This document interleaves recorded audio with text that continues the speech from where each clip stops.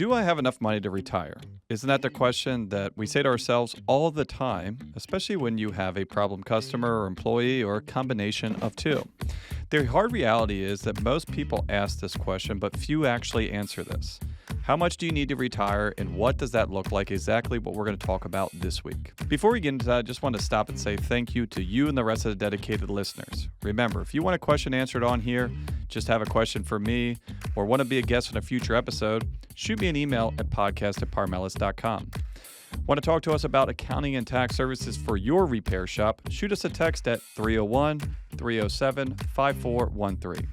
And lastly, we cannot forget our dedicated sponsors, Napa Tracks and Promotive, for being such loyal supporters of the show. The purpose of this week's episode is to tell you how to start asking the right questions to the right people, I guess I would say, but not actually to give you an actual amount.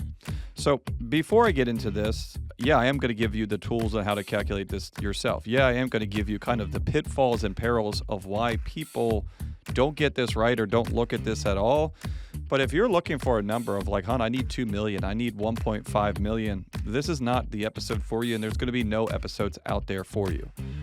The reason of why is because there are so many variables to this, right? That I'm not going to be able to give you a number, even maybe a set method on how to do this, because all of you guys have a different retirement. How old are you? What do you like to do? What do you like to spend your money on, or do you like to spend your money? Are you a risk taker, or are you risk adverse? Do you have debt? You debt free? Do you have kids? You have grandkids? You have kids or grandkids that you want to leave some money to? Do you have a saleable business, or do you not at all? Right? This is probably 7 or 8 of the first ones that I thought in maybe the span of 10 seconds while writing this episode. But there are so many more variables to this equation than you could ever imagine. But again, why? Because this is your retirement, right? And you could be whatever you want, wherever you want, whoever you want, and doing whatever you want. Now, the sad reality is that a lot of people's retirement is more or less metered by how much money that they have. But for most people, it's not. I get all the BS, and this is all subjective. It all depends on this. Then is this all a waste of time? Well, if you want to retire, I'm going to tell that most of you guys can retire right now. Anyone is listening to this, right? If you are complaining, if you don't like running your business, if you're sick of this and you want to hang it up, the good news is that you probably can. I shouldn't say probably. You definitely can. Now, is that going to be in the United States? Maybe, but probably not, right? If we're going to go with everyone listening here, right? Everyone listening here can retire right now, but most of you cannot retire in the United States. Is your lifestyle going to be the same? For some of you, again, yes, right? For some of you that, have a high lifestyle and you're pretty young, then no, you can't retire right now and have the same lifestyle. So what does all this mean? It means that you need to figure out what your retirement looks like, where that is, and what it's going to cost you. And this is going to give you your number. Because the idea behind this, it kind of gets to the root of this question of how much money do I need to retire, all comes down on the timing. If you don't need any money to retire, then why would you ever wait to retire, right? Like, think about that. Think about if living was free. If you didn't have any expenses that you need to pay for, would you keep on working, right? And that's such an extreme example because it's not reality, right? The world isn't free. Life isn't free on there. But if you take out kind of the expenses and the necessities that you need to spend your money on, then you also take out the necessity of having any sort of income coming in, right? If you live on an abandoned island, there's no reason for you to go get a remote job, right? You have no way to spend that money, so why would you want to make any money? Retirement's the same idea. Hey, you want to maximize your inflows so that it matches your outflows. To a large extent, you don't really need more. And, also to the other side of it, if it's not enough, then that doesn't work either. The tricky part about this is, again, there are so many variables because we have a big element here that is probably something we're not going to talk about this much on here because it adds so much complexity, but time. Right? If you do not plan to live past next week, then every single person listening to this episode can afford to retire exactly how they want to, wherever they are, and do whatever the heck they want, right? You only have to live for another week. Go to get a couple credit cards. It's going to work out.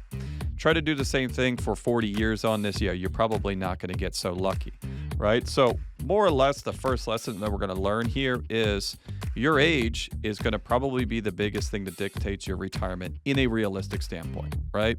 Now, we can go down through the, psychology of this and all of it. And age shouldn't really make a big difference, but let's be real, it does, right?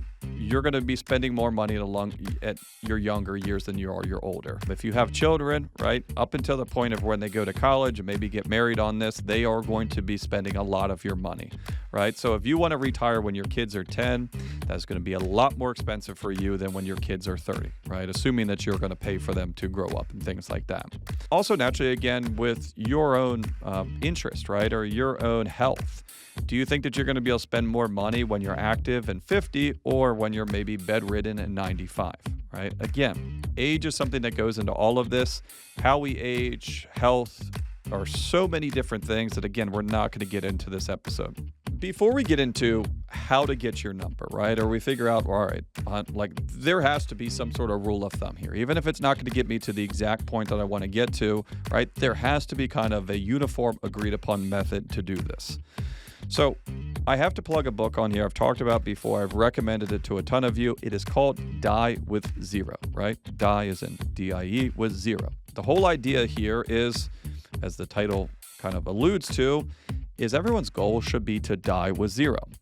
I'm not going to talk a ton about this book because it's one of my favorite books, if not my favorite book. And if you are thinking about retirement and you haven't read this book, I almost want to tell you you're not allowed to listen to the rest of this episode because so much of this was kind of, gleaned from them and kind of runs parallel to it. But again, listen to the rest of this, then hang up and go, read Die with Zero or listen to it. It's that good. The whole idea with Die with Zero, kind of comes down to a very basic principle, but exactly one that we were just talking about, right? We are working to live, not living to work.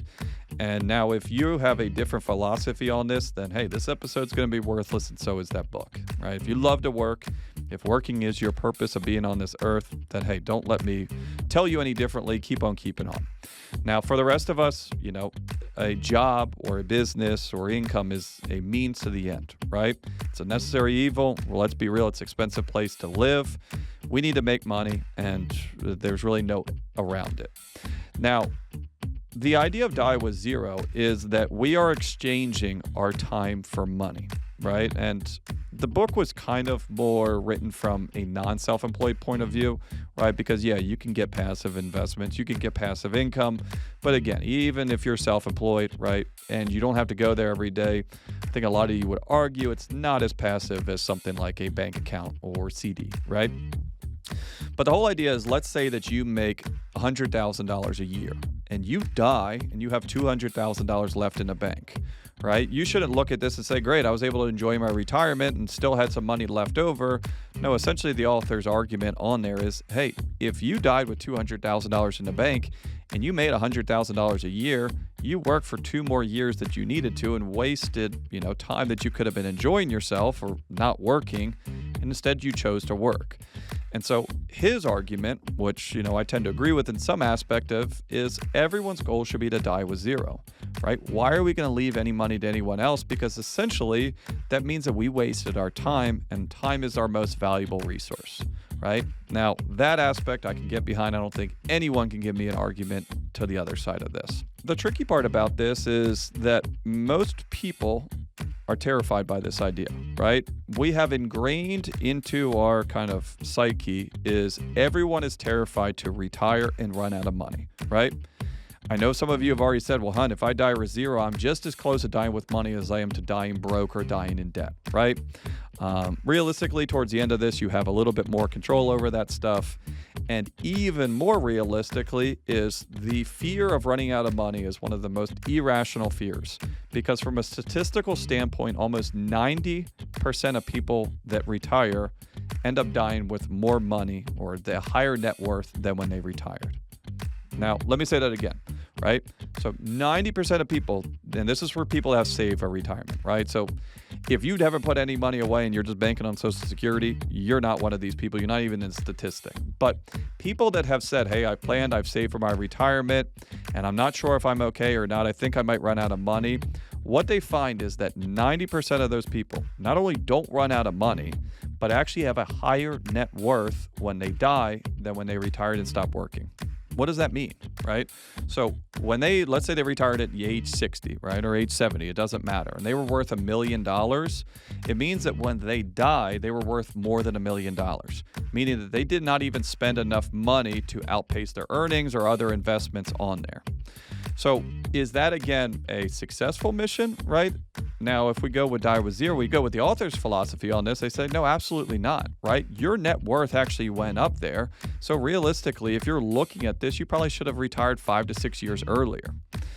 Now, again, I get it. No one wants to die with zero. No one wants to be able to or have to go back and borrow money from their kids or, God forbid, go back to a job. But when you're really looking at this, dying with zero is a philosophy, right? Again, not a literal sense. Does he really mean that you should die with zero? Yeah, truly. And if you read his book, this guy is living what he writes. Now, he is very wealthy, right? I will put that out there, right? This guy has a lot of money. So it's a lot easier to die with zero when you start with a ton of it, right? And you get to have a pretty fun retirement. But again, the whole idea behind this is we are exchanging our time for money. At some point, we want to be exchanging our money for time. The thing is we don't know when that crossover should happen. And most people do that crossover much too late, end up staying at a job, a career, a business, a shop that they don't like, a life that they don't like, all with the end in mind of, well, I have to be here in order for me to have the retirement that I want. Wouldn't you want to know if you've already hit that point and you can walk away, right? So this is the whole idea behind it. Let's face it, your shop management system is the single most important tool in your shop, period. You need NapaTrax because it integrates with all the major players, including Napa ProLink, PartsTech, OE RepairLink, Epicor, Tire Connect, Mitchell 1 Pro Demand, and more. NapaTrax has leading-edge tools and technology that your shop needs right now. Unlike the other guys, we'll be there after your installation with the best training and support in the business. Your training includes a learning management system that is tailored to each role in your company. Simply put, Trax was designed and built for shop owners just like you. It all starts when a local representative meets with you to learn about your business to help optimize your shop's workflow, efficiency, and profitability. For over 30 years, NapaTrax has made selecting the right shop management system easy by offering the best, most comprehensive SMS in the industry. After all, it's your shop, so it's your choice. Visit us on the web at napatrax.com. That's NAPATRACS.com. Before we get into actually calculating our number, I'm going to give you again a couple little words of caution on here. So when we're going down through this is not a die with zero number, right? This number is going to maintain, and again, it's going to be a conservative estimate, right? I'm not trying to win you guys over yet and go straight to die with zero. You guys are going to read the book on this, but I'm going to get you halfway there. Again, this is something that I feel that everyone can understand. There is not a single topic on here that I'm going to talk about in the podcast that I don't think that you guys are qualified to deal with, right? Every single episode that I talk about is for an everyday person, right? This is not for a financial professional. This is not for a financial planner.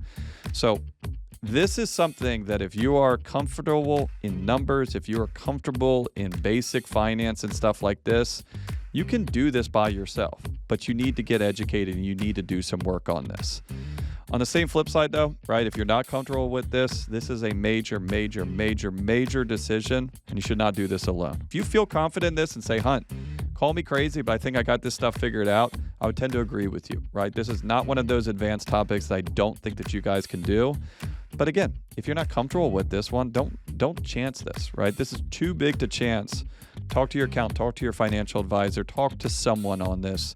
Again, this is something that you want to do with eyes opened, every single piece of information that you can possibly get your hands on. How do we get our number, right? More or less what we're doing here is we're building a budget, just like we've talked about time and time again for your shop, but for your personal finances, right? And just like our business, we're going to build the business that we want based on the desired net profit. Remember, we don't care about what the sales are. If it's going to give us that 100, 200 grand in net, then so be it. What do the sales end up if I want to have that, right? We're going to build this with the end in mind. So in this case on this, we are going to build the assets that we need to give us the desired net income that we need on an annual basis. Just like I said before on this, you can make money with zero assets. And some of you guys are doing that right now, but you're using 100% labor, right? Think if you have, I don't know, it's something that would be service, right? Manual labor. Let's say that your job is cutting grass, right? And you're going to do this old school, right? You're not going to have any sort of equipment. You're going to have a pair of scissors on this. Can you have a grass cutting business with no assets, right? Or just a pair of scissors? Yeah, but it's going to be all your time, your back, your knees, and it's going to be pretty darn miserable. Can you make money in, let's just keep it on the same, landscaping, grass cutting business? Could I make money in that same business without any of my labor? Well, yeah, I'm going to need a lot of assets, right? Because I'm going to need a lot of trucks. I'm going to need a lot of equipment. And again, I'm still need labor, but it's going to be someone else's labor. Now, when you're going into retirement right now, you are exchanging your time for money, right? I'm going into my business. I'm working on my shop. I'm working on the counter. I'm working on cars, right? And in exchange for that time, I'm getting money back. Now, when I retire, I want to spend time with my grandkids. I want to spend time traveling. I want to spend time doing nothing. So I can't expect to give up my time and earn money. I need my assets to work for me. And if I need assets to work for me, I need probably a lot of them. People's time is a lot more valuable than their assets, and people are willing to pay a lot more for your time than they are for $10,000 to sit in their account, bank, etc. What we need to do on this is we need to figure out what we need, right? We need to figure out what the end is. So if we know what our expenses are, we now know what we need in form of profit, right? And now for profit, we're talking about sales, income from our investments. So again, this is not something that is going to work for you. There might be a couple of you this is pretty close, but these are just kind of rough numbers that work out well. And what I mean work out well, you'll see in a second, right? So what you need to do is you need to figure out how much money you're going to be spending. So real quick on this one, I'll give you some advice. Figure out what you're going to be spending on retirement like the first 5 years, right? That is going to be the most amount of money that you're going to spend in retirement. And if it works for whatever that average that you spend is for the first 5 years, it's going to work for the rest of your life. Ignoring kind of extraordinary circumstances like health, your first 5 years of retirement is going to be your most expensive. You're most active, you're the most healthy, you have the most energy on this. I don't know. It's just take my word for it. Now, if you want to get a little bit more aggressive on this, yeah, let's say that you're spending 80 grand when you first retire. By the time that you are kind of, getting towards the end of your life, you're going to probably be spending a fraction of this. So how much you need to retire is probably not what you need in the first 5 years.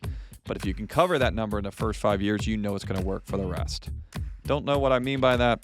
Keep on listening to the rest of this. I think it'll make sense. I went down through this, right? And I'm 61-year-old shop owner here, and I'm looking to retire, right? So just like this podcast said, I'm going to go down, I'm going to come up with my expenses.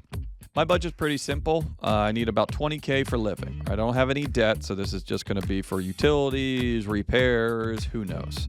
I like to travel, right? So I'm going to spend another $20K a year traveling, maybe to see my kids, maybe to see grandkids on this, maybe just to travel, right? Another $20K for fun, right? I like to go see football games, maybe I want to go skiing, golfing, whatever, right? But I don't want to live, in a poor house and not have any sort of fun. So another $20,000 for fun, which I'm up to 60 grand. That's pretty much it, right? I don't have a whole lot that I want to do, but I know health is inevitable, and I do want a little bit of buffer for some other things on there. So I'm going to put another 20,000 in there that I'm going to save or maybe, spend on health. So again, this is probably a really terrible budget, or not probably, this is a really bad budget, right? Don't do a 2-minute job like you're taking notes for a podcast when you're actually doing this for yourself. Figure out what these expenses are, right? And figure out the range on this, right? Because none of this stuff is going to be an exact figure. You're going to have to guess. But if you think your living expense is going to be 20 to 30 grand, use 30, right? Again, conservative. Worst case scenario, you die with money, right? So be careful on this stuff, but again, don't go so overboard on this that you're working until you're 90 years old, because you want to make sure that, you're going to carry the 3 and not forget the decimal point. What we're figuring out here is that if we have about $80,000 a year coming in, I'm going to balance the budget, right? That's, quarter's going to go to living, quarter to travel, quarter to fun, a quarter to save, right? $80,000 coming in, $80,000 going out. So if you want to be done right now, you've had enough of this episode, maybe you have a little bit of, prior knowledge on this stuff and you want your answer, here it is. take whatever you need on an annual basis and divide that by 0.08, right? Or 8% is what we're looking at here. So if you want $80,000 a year, how much in assets do I need to have? So if I want $80,000 a year in income from this assets, I'm going to divide that by 0.08, which gives us $1 million. I told you it was going to work out, right? There's a reason I use $80,000 because of the 8% return on investment. If I have $1 million in a savings account, it's going to give me $80,000 a year in just interest. Remember, I'm trying to die with zero, and if you use this number, it's going to be okay, but I almost guarantee you that you're going to be working too long. 8% is a number, and again, your number might be 6, your number might be 9, your number might be 10. This is a lot of subjective, a lot of, opinions on this stuff. But essentially 8% is a pretty reasonable number to say, I can take 8% off of any investment and probably expect that investment to stay the original amount. So if I want to draw 10% off of an investment, I can. But if I'm expecting my investment to make 8% a year, I'm losing 2%, right? So let's say I want to take 10% out of this. After a year, that's going to be worth $1,080,000. I'm going to take $100,000 out. It's going to be down to $980,000, right? And then it goes up to whatever, another $98,000 next year. I take $100,000 out. Again, we're losing money. So the ultimate principle, if you want to die with zero, is you have to draw out more than this thing is making, right? So if you look at this, every single year that goes by, taking out 100, replenishing 80, taking out 100, replenishing 80, taking out 100, replenishing 80, right? And if you have, $1 million, you're only burning $20,000 a year, you can do that for the next 50. If you want to be conservative on this and say, I want to make sure I don't spend with it, die with zero. I want to make sure that I still have this money and leave it to my kids on this. 8% is generally a pretty good rule of thumb. Whatever you have in a bank, right? You can take 8% of that, and there's probably going to be investment that's going to get you right around there, and that should be pretty much guaranteed income for you. Now, is that going to be a checking account? No. Is that going to be one investment? No, right? That's kind of like a mixed portfolio of a bunch of different things on there. Your financial advisor might be better than mine or me, right? And he might get you 14%. I'd be leery on this guy. Generally, the argument on here, right, I use 8% because I've heard stuff from 6 to 10%. Obviously, if you're getting 10% return on it, you need to have less money to make the same amount. If you're only getting a 6% return, you're going to need more assets to have the same sort of income on an annual basis. I picked 8%. That's what I do on my own planning, my own finances. It's a middle of the road, right? It's a rule of thumb. And again, if you're hung up on 8% versus 7%, I think you're kind of losing the subjectiveness of this entire amount. But again, if you use that number and you divide it by 8%, you're probably still having too much. Why? Because you're ignoring any other income that you have coming in when you retire. But I didn't set up any, 401k. I don't have any IRAs. Well, good news for you is there's something called Social Security. Now, for me, my generation, there's a large argument we might or might not have it. We're not going down that. I think it's going to be around. It's not as underfunded as what people think on there. But the good news is all of you that are going to retire in the near future, there is still Social Security. So let's say you need $80,000 a year. Almost half of that's going to come from Social Security for most of you, right? Most people getting $3,500 a month. If you're married, you're probably going to get 2/3, maybe even 75% of that just in Social Security. Most married couples, you're probably looking at $50,000 to $60,000 a year in Social Security benefits.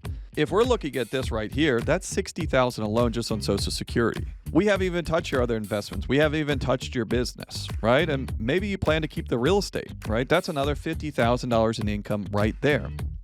So my client has enough money to retire right now. Why are they still working, right? Because this model is not too far off from what a lot of people that I see. There's probably either two reasons. One is that they want to, and number two is they probably don't know. The answer is much more commonly number two than it is number one. Most people do not think that they can retire when in actuality that they really can. I see that 10 times more than the opposite on this. I don't know if I've had very many clients that have got out early, think that they could have retired and found out that they couldn't and had to go back to work. I have had plenty of people that retired and died with millions of dollars in the bank. And I know for the last 5 to 10 years, they were pretty miserable running the business, doing whatever job that they did. So again, If you're thinking, Hunt, I'm not going to run out of money, or Hunt, I am going to run out of money, there's a good chance you're probably wrong either way if you haven't done this exercise. Shop owners, are you struggling to find and retain top-tier talent for your automotive shop? Introducing Promotive, on the web at gopromotive.com. With over 40 years of combined industry and recruiting experience, we're the ultimate staffing solution. We go beyond traditional agencies. Our team provides dedicated recruiters and account managers advising on processes, compensation, and benefits. We focus on placing technicians and service advisors with shops that offer the best culture, training, and long-term growth opportunities. Trust our experience to match the right talent to your shop. We carefully select shops that value employee excellence and provide an environment for success. Our dedicated team leads the entire process, leveraging our industry knowledge and expertise. Partner with Promotive and experience their advantage to help you build a high-performing team that drives your shop's growth. Visit gopromotive.com today and let us help find and keep the best talent in the industry. This is me, right? This is Hunt selling Hunt's Auto Repair at age 61 years old. What did I figure out when I went down and did this exercise? Well, I figured out that I don't need to sell my business to retire.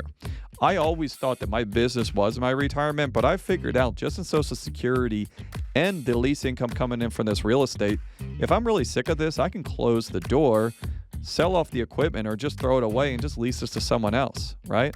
And depending on how many customers come in and annoy me today in my shop, I might do that today, right? So that's good information to know.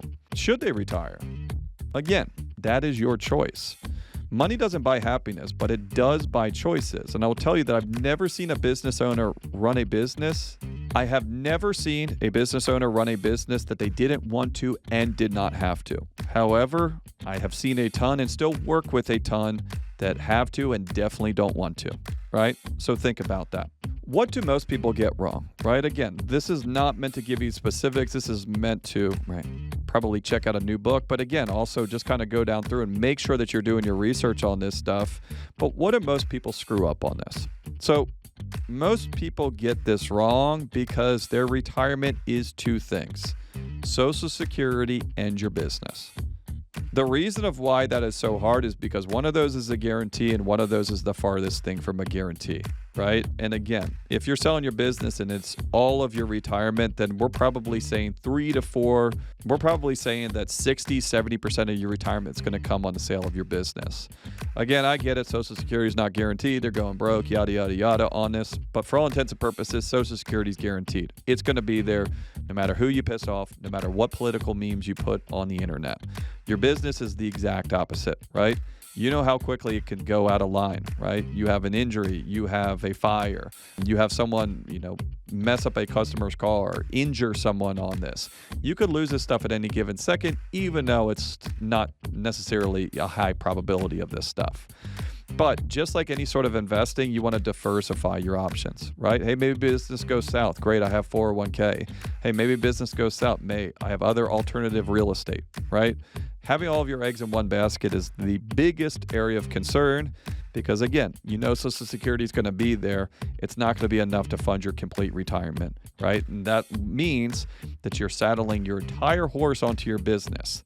And again, that is okay as well if you have a saleable business and it's going to be worth enough for what you need to retire. The thing is, most people that hinge their retirement on those two things don't do it in an educated way. Number 2 on this, and probably even bigger than number 1 on this, and a lot of times coupled with them, is you have too much debt. Case in point on this is, let's look at this example right here, right? So what we figured out is that me, as a 61-year-old shop owner, could sell my business without even selling this because I only need $80,000 of income on an annual basis. And just Social Security and a rental income from my real estate is going to bring in more than that, right? So great, I can retire right now. Now, I will show you how quickly this changes is if I had debt, right? So I'm no longer going to make the $50,000 that I thought on the commercial real estate because I refinanced that a couple of years ago, bought a bass boat. So now, $5,000 a month is going to go to my mortgage. So instead of having $50,000 of profit from that commercial real estate, I have zero. Also, I went out and refinanced my house so I could put in a pool, a garage, and pay for my kid's wedding, right? So instead of having all of this money go to my fun and my travel, I have a mortgage payment that's $5,000 a month. So not only is my rental real estate income gone because that has a mortgage on it, so is my Social Security, because every money that me and my wife are going to get from Social Security is going to go to have to pay for our house that we live in, right? So yeah, that's great. I have a piece of real estate and a piece of commercial real estate, but it is no more apparent than in retirement that if you don't own that, the bank owns it, then it is worthless to you.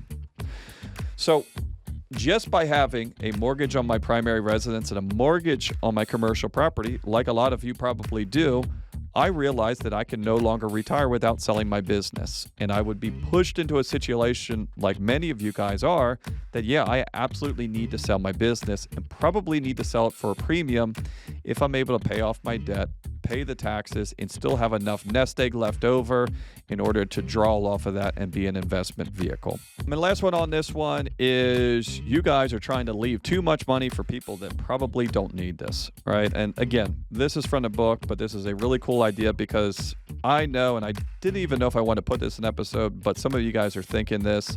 When I saw Die with Zero, just like you, I was kind of thinking, well, that's kind of weird, right? Because I have 3 kids. I don't want to die with zero and, hopefully can leave something to my kids. Because like I've always thought, hey, right, that's the thing that you do. We're put on this earth, take care of the kids, want to be able to give back to them. Now, some of you might think, well, I'm not here to take care of my kids. I don't care, right? It's up to you. You do what you want with your money.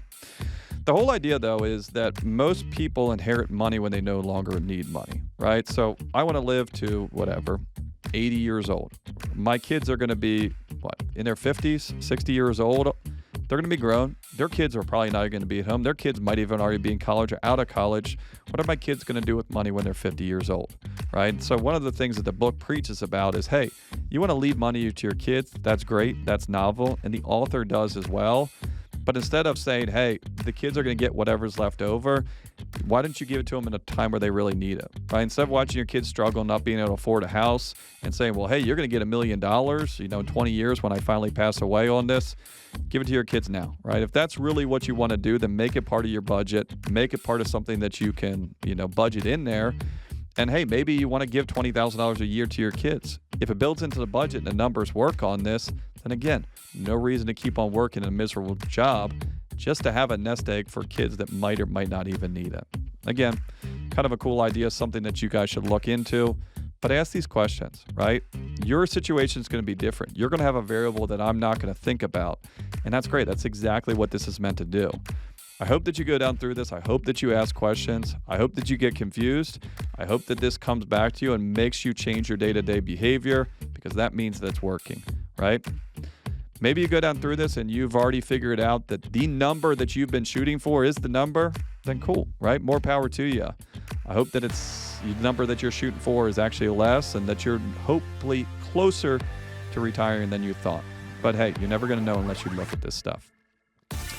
I feel like overall financial topics, and this one specifically, people don't want to look at something that they don't understand, and people don't like to face uncomfortable truths.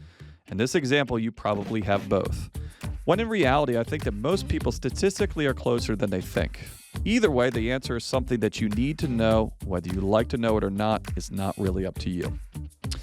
As always, please share with friends. If you have any questions, ideas for a future episode, shoot me an email at podcast@parmelis.com. Want to talk to me about accounting and tax services for your auto repair shop? Shoot me a text at 301-307-5413. And don't forget to check out the rest of the shows on the AftermarketRadioNetwork.com and on your favorite podcast listening app. Check out Craig and Speak Up, Matt diagnosing the aftermarket and everything else, Chris and his weekly Blitz, and the Walkers talking about everything marketing for shop owners. So I just want to say thanks again for joining me on Business by the Numbers. Stay safe out there, and I will talk to you all next week.